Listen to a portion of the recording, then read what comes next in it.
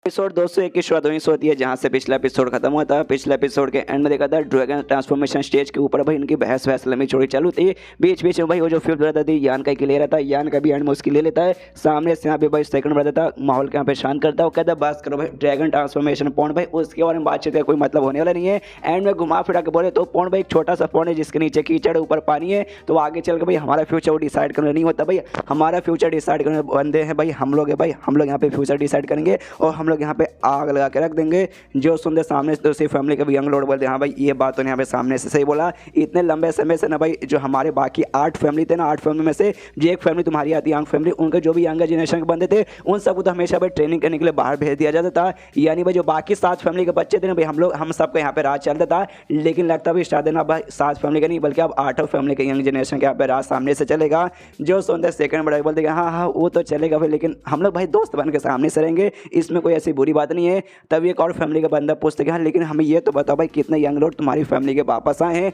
जो सुनते सामने से सेकंड ब्रदर बताता है कि हाँ भाई हम तीनों को मिला के टोटल यहाँ पे 4 आए हैं। मतलब मैं आया हूँ, सेकंड ब्रदर ये आया है, फिफ्थ ब्रदर यान का यह है सबसे छोटा वाला, और साथ ही में जो फोर्थ ब्रदर था वो यहाँ पे आ चुका है। लेकिन जैसे हुआ है तो ना भाई हमने देखा भाई उसको वाकई में बहुत ज़्यादा यहाँ पे चोट वगैरह लगा हुआ है, हालत बेचारी खराब है। उसको भी हमने इलाज करने के लिए भेजा गया है। तो बाकी जो भी एल्डर्स है और डॉक्टर वगैरह को हमने बुलाया है मिलकर उसका यहाँ पे इलाज करें। फिफ्थ ब्रदर बोलता है ऑफकोर्स भाई सबको कोई ना कोई मुसीबत का सामना करना पड़ेगा, मुझे भी काफ़ी करना पड़ा। देखो भाई इसको तो ज़्यादा करना पड़ा, फोर्थ ब्रदर को इतना कि भाई सोच काफ़ी बुरी हालत लग चुकी है। जो सुनते जो यहाँ पे फिफ्थ ब्रदर बोलता है डोंट वरी टेंशन, मतलब हमारी यंग फैमिली ने ढेर सारे बंदों को और भेजे हैं बाकी सारे यंग लॉर्ड को लाने लगे, ताकि भाई जो हालत हमारे साथ हुई ना, जो अटैक हम पे हुआ था वो अटैक उनके ऊपर ना हो, या फिर बाई चांस हो भी जाएगा तो उनको सेफली यहाँ पे लाने के लिए टेंशन मत लो। और जो हमारे सबसे बड़े वाले भाई है ना, फर्स्ट ब्रदर बोल सकते हो या फिर ग्रैंड ब्रदर बोल सकते हैं, वो भी बहुत जल्दी यहाँ पे पहुँचने वाले रहेंगे। जो सुनते फिफ्थ ब्रदर हम हैरान हो गए, कहते क्या भाई सबसे बड़े भाई क्या वो भी यहाँ पे पहुँच चुके। जो सुनते कहता है सेकंड वाला कि नहीं भाई तू बहर है क्या भाई, मैंने क्या बोला, पहुंचने वाले होंगे 2 से 6 दिन यहाँ पे और लग जाएगा, अभी तक यहाँ पे पहुंचे बिल्कुल भी नहीं है। पूरी बात तो पहले सुन ले भाई, पहले यहाँ पे एक्साइटेड हो जाता है। तब उनके बीच में जो ये फैमिली की फीमेल यंग लेडी थी वो सामने से कहती वाह यार सारे के सारे बंदे यहाँ पे वापस आने वाले, तो पक्का जो लियो क्यों है ना भाई वो यहाँ पे भाई उसको भी काफ़ी मजा आएगा भाई, वो लोनली यहाँ पे बिल्कुल भी फील नहीं करेगा। जो सुनने का सामने से ये तो बाकी फैमिली के बंदे बोलते क्या भाई लियो क्यों, हाँ हाँ हमें मालूम है लियो क्यों बेसिकली यहाँ पे सबसे बड़ा या सबसे टैलेंटेड यहाँ पे बोल सकते जो 8 फैमिली यहाँ पे ना, 8 फैमिली जो भी यंगर जनरेशन में उनमें से सबसे टैलेंटेड बंदा से बोल सकते हैं। हालांकि वो यंगर जनरेशन का मेंबर है, लेकिन यंगर जनरेशन का मेंबर होने के बाद भी ना सामने से 6ठे स्टेज पे यहाँ पे 3rd लेवल पे जा चुका है। जिस चक्कर में इसको भाई ना ऐसा टैलेंटेड बंदा माना जाता है जो कि यहाँ पे 100 साल में एक बार यहाँ पे पैदा होता है। तो ऑफकोर्स इतने लंबे समय से शहर में ही रह रहा था। यहाँ पे एक फैमिली का बंदा ये सोचता है कि हाँ भाई जो भी है ना उसके साथ यहाँ पे अच्छे से दोस्ती कर लेगा, वो इसका तो मानो कि हाँ भाई जिंदगी यहाँ पे आगे चल के काफ़ी बढ़िया हो जाएगा। यहाँ पे एक बंदा बोलेगा अभी अब जल्द यहाँ पे इनहेरिटेंस वॉर चालू हो जाए भाई, हम लोग बड़े एक्साइटेड है भाई इनहेरिटेंस वॉर में आप लोग के साथ मिलकर फाइट करेंगे। तो यंग जनरेशन के जो नई यहाँ पे मतलब यंग फैमिली की जो नई जनरेशन भाई उनके पास बंदे जो कमाल के आप जैसे जो बंदे आपका पावर के हमें एहसास हो तो मजा आ जाएगा। तब ये कि यहाँ पे बंदा सामने से ना सेकंड ब्रदर से कहते कि हम भी सुनिए बाई चांस यहाँ पे जैसे इनहेरिटेंस वॉर चालू होगा हमें इससे भाई ना सारे के सारे बंदे भाई एक यंग लॉर्ड के साथ तो चिपके रहेंगे नहीं भाई, हो सकता है मैं आपके साथ रहूँ ये किसी और आपके दूसरे फैमिली के मेंबर के साथ रहे,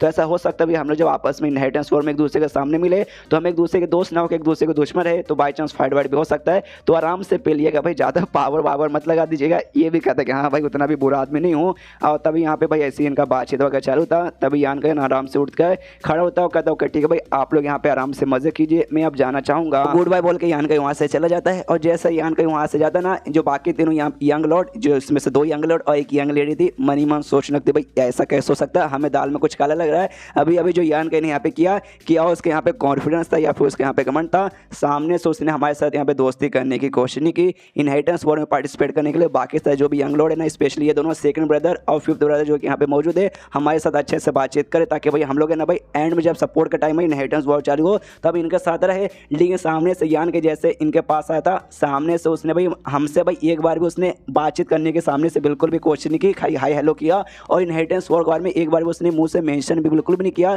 तो वाकई भाई उससे क्या हमारा सपोर्ट नहीं चाहिए, मानना पड़ेगा भाई इनको, ये दोनों को यहाँ पे सपोर्ट चाहिए, लेकिन यान के जैसे बंदे को यहाँ पे सपोर्ट नहीं चाहिए। हमें दाल में कुछ काला लग रहा है। सामने से जो फिफ्थ ब्रदर है ना वो सेकंड से कहते हैं देखो बड़े भाई मुझे यहाँ पे लगता ना, देखो यार ऐसी कोई बात नहीं कि यान का मैं यहाँ पे हेट करता हूँ या फिर बहुत बड़ा नफरत करता हूँ, लेकिन यान का जैसा बंदा भाई उसको शायद इनहेरिटेंस वॉर में पार्टिसिपेट करना ही नहीं चाहिए उस जैसे नल्ले बंदे को। जो सुनते सेकंड ब्रदर बोलते कि नहीं भाई तू अपने भाई के बारे में यहाँ पे ऐसा कैसे बोल सकता है, तुझे ऐसा बोलना नहीं चाहिए, उसकी में खासियत है भाई, वो है कमाल का बंदा। जो सुनते फिफ्थ बोलते क्या खासियत है, कमाल का बंदा, है ऐसा क्या उसमें खासियत है। मेरे ख्याल से उसमें कुछ भी ऐसी बात नहीं है। जो सुनने सेकंड मदर बोलते यार तुझे नहीं मालूम, रुक भाई तुझसे एक सवाल पूछता हूँ, मुझे ये बता ब्लड वॉरियर जो तुझे यहाँ पे लाने गए थे उनके बारे में तुम मुझे ये बता भाई, सामने से वो तेरे साथ यहाँ पे कैसे रहते भाई। तो सामने से बताते कैसे रहेंगे, जैसा हमेशा रहते भाई एटीट्यूड खाली भर के रहता है। उनको खाली काम मिला था कि हाँ भाई मुझे जाओ सेफली यहाँ पे लेके आ जाओ, तो उन्होंने किया भाई सेफली लेकर आ गए। ऐसा कुछ खास ज़्यादा मुझे रिस्पेक्ट देते नहीं है, अपने एटीट्यूड के अंदर रहते जैसा नॉर्मली सबके सब रहते हैं। जो सुनते सेकंड बता बोलते यस एग्जैक्टली, मेरे साथ भी जो ब्लड वॉरियर है ना उनके साथ भी एकदम नॉर्मल ऐसी एटीट्यूड वाला मामला चल रहा है। लेकिन जो यान काई के साथ जो यहाँ पे ब्लड वॉरियर आए थे ना सामने से ना, वो यान काई की बहुत ही ज़्यादा रिस्पेक्ट करे थे। इतने रिस्पेक्ट जितना रिस्पेक्ट भाई आज तक कभी ब्लड वॉरियर ने किसी भी यंग लॉर्ड या फिर किसी भी बंदे यहाँ पे नहीं किया। तो समझ लो भाई, जो सुनते सामने से कहता भाई एक सेकंड भाई ऐसा कैसे हो सकता है, इम्पॉसिबल हो सकता है। वो ब्लड वॉरियर रहते भाई यहाँ पे घमंडी लोग, उनमें घमंड रहते उनके पावर का, सामने से वो उतने रिस्पेक्ट नहीं करेंगे। उनको खाली काम दिया था वो काम अपने खाली करते हैं। बाकी यार तू सच में मजाक तो नहीं कर रहा, एक कहता नहीं मैं मजाक नहीं कर रहा, मैं वाकई में यहाँ पे सीरियसली बोल रहा हूँ। तभी तो बोल रहा हूँ भाई हम सब वो काम नहीं करवा पाए, उनके मुँह से रिस्पेक्ट निकाल नहीं पाए, लेकिन यान के ने भाई निकाल दिया। तो इसलिए भाई बोल रहा हूँ है वो स्पेशल है। एक बात मुझे यहाँ पे समझ नहीं आता, जो ईगल बेस्ट है भाई ना ही वही यांग काई फैमिली की ज़्यादा रिस्पेक्ट करते, खाली एटीट्यूड दिखाते। जो ब्लड वॉरियर है वो भी सामने से एटीट्यूड दिखाते। सब तो लगता है यांग फैमिली को खाली एटीट्यूड ही दिखाती है। लेकिन यहाँ पे जो फिफ्थ ब्रदर है ना वो भी यहाँ पे हार मानने को तैयार नहीं है। वो भी कहता है अच्छा ठीक है एक बार मान लो कि हाँ उस मामले में अच्छा होगा, लेकिन आपने उसका क्वालिफिकेशन चेक किया भाई, जैसा है उसका क्वालिफिकेशन है ना उससे कभी भी भाई ना हमारे जितना काबिल तो बनता नहीं। मैं 3 दिन आप 4 दिन तक पानी में टिके थे, लेकिन आधे दिन में उसका पापड़ निकल गया। जो सुंदर सामने से बड़ा वाला भाई यानी सेकंड ब्रदर फिर से कहते क्या रही तो फिर से उस ड्रैगन ट्रांसफॉर्मेशन पॉइंट की बात को लेकर यहाँ पे आ गया ना कि यहाँ पे उसमें ज़्यादा समय टिका नहीं, तो भाई कहाँ से अच्छा होगा। देखो भाई वो मेरे ख्याल से भाई वो पॉइंट पे तुम खास पे ध्यान मत दो भाई, वो पॉइंट खाली नाम का पॉइंट है, ऐसे उसमें कोई बहुत ही बड़ी खास बात नहीं है। तुम यहाँ पे विश्वास करोगे भाई वो सामने से भाई कितना बेकार था भाई हमारे फैमिली का, आज तक पूरा जो भी हजारों साल जो हमारा फैमिली हिस्ट्री ना उसमें सबसे बेकार उससे माना जा रहा था। लेकिन तो भी भाई इतने कम टाइम के अंदर वो देखो कितना टैलेंटेड बन चुका है और 5th स्टेज पे जा चुका है। यही सबसे बड़ी बात यहाँ पे हो जाती है। मान लो कि हाँ भाई नेटर्स पर उसमें पार्टिसिपेट किया नहीं जीता, तो भी भाई इस बात को कोई ठुकरा नहीं सकता कि हमारी यंग फैमिली का भाई यंग जनरेशन का भाई यहाँ पे यंगेस्ट बंदा हुई है, तो आगे चल के भाई कुछ ना कुछ यहाँ पे अपनी जिंदगी में उखाड़ने वाला कर ही लेगा। तो उतना बेकार नहीं है जितना बेकार सामने से तुम समझो। इससे भाई कभी भी हमें उसे अंडर एस्टिमेट करना नहीं चाहिए। उसके वजह यान के ना अपने फैमिली की मतलब अपने घर की ओर पहुंचता है, जैसे घर में जाता है सामने से जो बूढ़ा नौकर था ना देखते ही इमोशनल हो जाता है, कहता मालिक छोटे मालिक अच्छो आ गए जल्दी से आइए। मालकिन और बड़े मालिक को मालूम नहीं क्या हो गया, एक छोटा सा एक्सीडेंट हो गया। यान का बिल जाते एक्सीडेंट हो गया भाई, कैसे भाई घर में कौन गाड़ी घुसा दिया। जब भी जाके देखता है तब देखता है एक्सीडेंट वगैरह कुछ नहीं हुआ था। हमने देखा था यान का ने जो लिक्विड दिया था वो लिक्विड पीने के बाद ना बॉडी में अजीब अजीब सी एनर्जी आ चुकी थी, उसको अच्छे से स्टेबलाइज करके उसका यूज़ करने के लिए दोनों यहाँ पे मेडिटेशन में बैठे थे। तो यान के देखता अच्छा भाई दोनों की हालत थोड़ी सी अलग लग रही है, उनके आसपास एनर्जी इकट्ठा हो चुकी है, जिसके बाद से स्टेबलाइज करने के लिए मेडिटेशन कर रहे, जिसके बाद से जो माँ इसकी करी थी ना तो माँ के यहाँ पे लेवल अप हो चुका था। लेकिन जो एनर्जी थी वो एनर्जी यहाँ पे अच्छे से अभी तक स्टेबलाइज नहीं हुआ है, जिस चक्कर में अभी यहाँ पे स्टेबलाइज अच्छे से करिए। और जिस हिसाब से करिए ना भाई अच्छे से स्टेबलाइज करके सारी एनर्जी को अगर उसने यहाँ पे रिफाइन कर दिया मेरी माँ ने, उसके बाद से पक्का ना इसका यहाँ पे और भी लेवल अप हो जाएगा और 6ठे स्टेज के 8वें लेवल पे पहुंच जाएगी। फिर अपने बाप को देखता तो बाप को नोटिस करता भाई इसका माँ का तो इसका यहाँ पे एक खाली लेवल अप हुआ था, बाप के यहाँ पे 2 हो चुका है। सामने से नोटिस करते यहाँ पे इससे पहले जो मेरे पापा का लेवल था ना वो 6ठे स्टेज के 3रे लेवल पे था। लंबे समय से अटके पड़े थे कि भाई ईविल एनर्जी उनके बॉडी में इकट्ठा हो चुका था, लेकिन अब उनका बढ़ गया ना 6ठे स्टेज के 5वें लेवल पे जा चुके कि वो सबसे पहली बार जैसे मराइन ट्रैक लिक्विड जो मैंने इनको दिया था, सामने से जो मेडी यहाँ पे ब्लॉक था जो भी डेमोनिक एनर्जी थी सामने से बची कुची वो तो पूरा हल्का हल्का यहाँ पे निकाला था। और अलग इनके अंदर जोश शुरू आ चुका था, जिससे भाई इनका छोटा सा एक लेवल अप हो गया, यहाँ पे 6ठे स्टेज के 3रे से 4थे पे गए। और उसके बाद से ना बॉडी है ना यहाँ पे आराम करता है, ट्रेनिंग करता है, हौले हौले यहाँ पे सब कुछ करता है।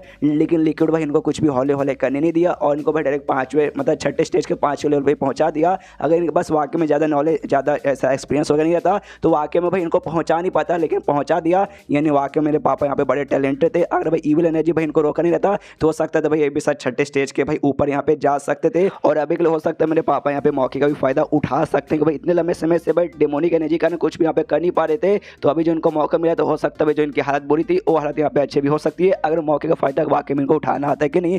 नौकर से कहता है डोंट वरी टेंशन मत लो, इनको कुछ भी हुआ नहीं है, इनको बैठ कर सामने से मैं एग्जामिन करता हूँ, तुम जाके अपना काम करो। और इसी बीच में कोई यहाँ पे और आएगा ना तो सामने से कहते हैं मेरे मम्मी पापा भाई थोड़े से बीमार है इसलिए भाई ठीक हो रहे आराम से, कोई भी अभी मिल नहीं सकता, तो भी कहता है ठीक है और चला जाता है नौकर। यहाँ के उनको ऑब्जॉर्व करने के लिए बढ़ जाता है। एंड देन चैप्टर यहीं पे खत्म, चैप्टर खत्म तो वीडियो भी खत्म। तो मिलता है अगले किसी वीडियो में, जब तक के लिए बाय बाय।